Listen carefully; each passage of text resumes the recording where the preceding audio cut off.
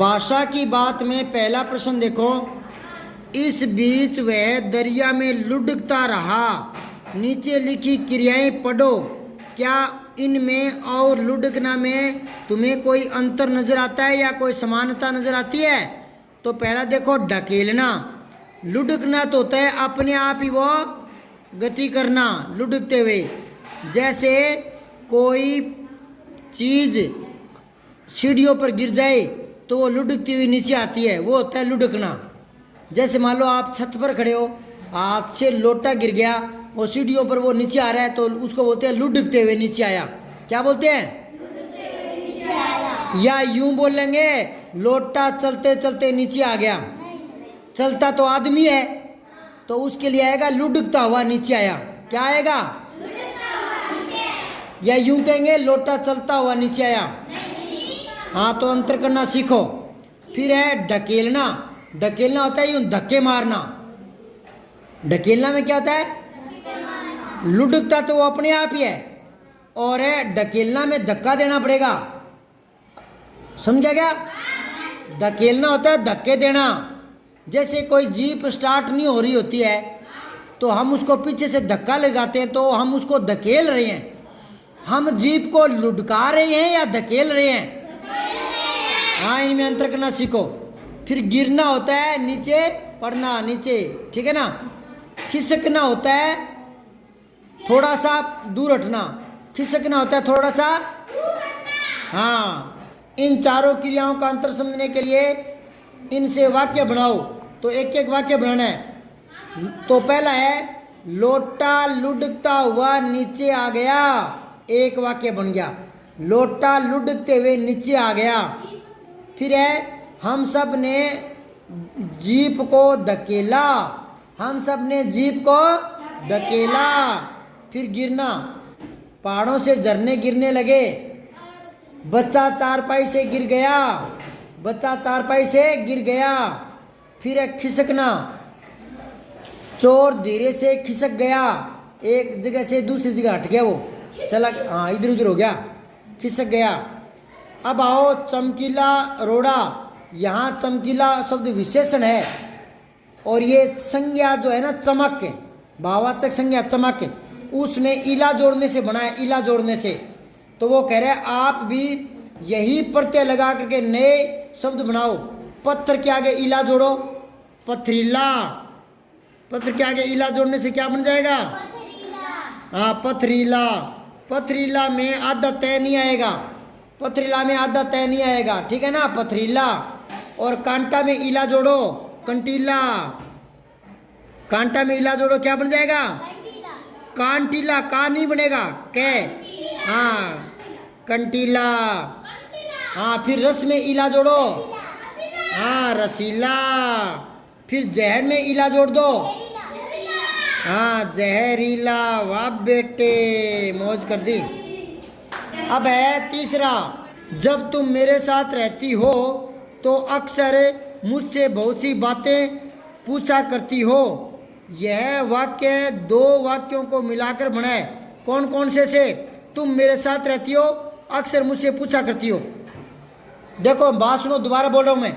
ये पूरा जब से लेकर पूछा करती हो यहाँ तक पूरा एक ही वाक्य है, ये एक ही वाक्य है, लेकिन ये दो से जुड़ा है। कौन कौन से? एक तो इसमें तुम मेरे साथ रहती हो, दूसरा मुझसे बहुत बातें पूछा करती हो। ये दो किससे जुड़ गए? जब तो से। किससे जुड़े? जब से और तो से। किससे जुड़ गए? इधर देखो, मैं दो वाक्य बोल रहा हूँ, दो वाक्य ध्यान से सुनना। मैं तुमसे पूछूंगा, एक वाक्य। तुम्हें बताना पड़ेगा, दो वाक्य। अब मैं दोनों को जोड़कर एक ही बनाना चाहूँ तो मैं ये लिखूंगा, जब मैं तुमसे पूछूंगा तब तुम्हें बताना पड़ेगा। तो जब तब से जुड़ गया ना, जब तब से। कितनों के समझाइए, हाथ पर करो। हाथ को आपसे सबसे इकट्ठा करा लो बोले ना। पीछे पूछूंगा, नकली हाथ खड़ा करके कहियो ने। तो दोबारा देख लो, तुम मेरे साथ रहती हो। तीसरा प्रश्न बोल रहा हूं मैं, तीसरा। अंगुली लगाओ, मैं कहाँ बोल रहा हूँ। तुम मेरे साथ रहती हो, एक। मुझसे बहुत बातें पूछा करती हो, दो। ये दोनों जुड़कर एक ही वाक्य बना दिया वापस, जब और तो से जोड़कर। किससे? हाँ, अब पढ़ो आगे। यह वाक्य दो वाक्यों को मिलाकर बना है। इन दोनों वाक्यों को जोड़ने का काम किया है जब औरतों ने, जब और तब ने, इसलिए इन्हें योजक शब्द कहते हैं। किनको? जब औरतों को। जब औरतों को क्या कहते हैं? योजक शब्द। योजक शब्द का मतलब होता है जोड़ने वाले शब्द, दो वाक्यों को जोड़ते हैं। अच्छा, एक वाक्य मैं अपने आप ही पूछ रहा हूँ, आपके समझ में कम आ रही है, आवाज़ नहीं आ रही आपकी। एक बात सुनो, मैंने उसे डांटा, वह रोने लगी। दो वाक्य बोल दिए मैंने, कितने? दो। मैंने उसे डांटा, वह रोने लगी। दो वाक्य कौन कौन से बोले? अब दोनों को जोड़कर योग करूंगा, योग, दोनों को जोड़ूंगा, एक ही वाक्य बनाऊंगा। मैंने उसे डांटा इसलिए वह रोने लगी। अब इसलिए क्या बन गया? योजक शब्द, क्योंकि वो दो वाक्यों को जोड़ रहा है। समझ में आ रही है कि नहीं आ रही? अब यहां देखो, ये योजक शब्द कौन से हो गए? जब और तो। हाँ, दोनों को जोड़ रहे हैं। कौन कौन से? हाँ, योजक के रूप में कभी कोई बदलाव नहीं आता, मतलब वो बिगड़ते नहीं है। जैसे अब जब है, जब सुशीला आई तब मोहन गया, जब लड़कियां आई तो लड़के भाग गए, तो जब तब में तो कोई फर्क नहीं पड़ा ना। तो ये अविकारी होते हैं, अव्यय। क्या होते हैं ये? अव्यय। अव्यय को अविकारी भी बोलते हैं। क्या बोलते हैं? हाँ, अविकारी शब्द, ठीक है। वो कह रहे हैं नीचे वाक्यों को जोड़ने वाले कुछ और अव्यय शब्द दिए गए हैं, उन्हें रिक्त स्थानों में लिखो। इन शब्दों से तुम भी एक एक वाक्य बनाओ। तो देखो, आपको यहाँ नीचे दिए गए हैं बल्कि, इसलिए, परंतु, छोटी की, यदि, तो, ने की, या, ताकि, ये जोड़ जोड़ के बनाने हैं, इनके बीच में भरने हैं। तो बताओ, पहला, कृष्णन फिल्म देखना चाहता है, मैं मेले में जाना चाहती हूँ। तो क्या आएगा यहाँ? हाँ, परंतु। क्या आएगा? अब मैं और बोल रहा हूँ, देखो, ख में देखो, मुनिया ने सपना देखा, वह चंद्रपा पे बैठी है।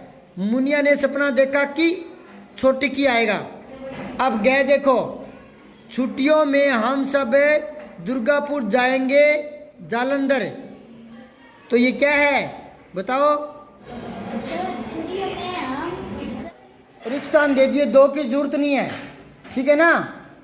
छुट्टियों में हम सब दुर्गापुर जाएंगे, न की जालंधर। यहाँ आएगा न की जालंधर, न छोटी की, न की, ये वाला, ठीक है ना। तो इस रेखस्थान की जरूरत नहीं है, फिर भी इसने कर दिया तो आप तो लगा लो भले ही। या यूँ होगा, छुट्टियों में हम सब दुर्गापुर जाएंगे, न कि जालंधर, यूँ आता ये। अब अगला देखो, घे में, सब्जी कटवा कर रखना, घर आते ही मैं खाना बना दूंगी। ताकि, ता और छोटी की, ताकि, सब्जी कटवा कर रखना ताकि मैं घर आते ही सब्जी बना लूं। फिर आगे देखो, मुझे पता होता कि समीना बुरा मान जाएगी, मैं यह बात न कहती। यदि मुझे पता चल जाता तो मैं यह बात न कहती। अब च देखो, चम्मच च, इस वर्ष फसल अच्छी नहीं हुई है इसलिए अनाज महंगा है। इसलिए अनाज महंगा है, ठीक है। फसल ज़्यादा नहीं हुई तो अनाज क्या हो जाता है? महंगा, इसलिए आएगा इसमें। फिर अगला है, विमल जर्मन सीख रहा है या फ्रेंच, यह आ जाएगा, ठीक है। ये पूरा हो गया।